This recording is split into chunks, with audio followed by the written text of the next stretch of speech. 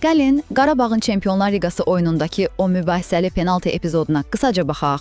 Deməli, UEFA Çempionlar Liqası Atletik Bilbao Qarabağ oyunu. 72-ci dəqiqədə elə bir epizod yaşandı ki, çox ciddi müzakirələrə yol açdı.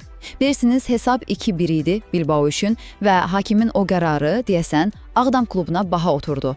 Birincisi, gəlin epizodun özünə baxaq, bir də hakimin qərarına. Deməli, Qarabağın oyuncusu rəqibin cərimə meydançasında yıxılır.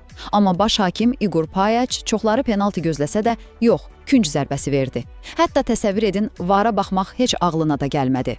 İkincisi, Türkiyədən təcrübəli keçmiş FIFA hakimləri nə deyir? Mustafa Çulcu, Bünyamin Gezər. Baxıblar epizoda və ikisi də deyir ki, qardaş, bu 100% penalti idi. Yəni Qarabağlı top oynayır, rəqib gecikir, ayağına toxunur, yıxır. Və ikisi də vurğulayır ki, VAR mütləq qarışmalı idi bu işə. Və nəhayət üçüncüsü, bu qərarın təsiri nə oldu, hansı şübhələr yarandı?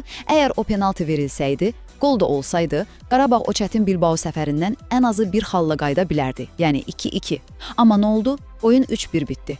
Üstəlik Mustafa Çulcu kimi adamlar VAR hakimi İvan Bebekin o keçmişdəki şübhəli oyunlarını, bir də Qarabağın bu son vaxtlardakı uğurlarını xatırladıb, deyir bəlkə də bu qərarla Qarabağın qabağını almaq istəyiblər.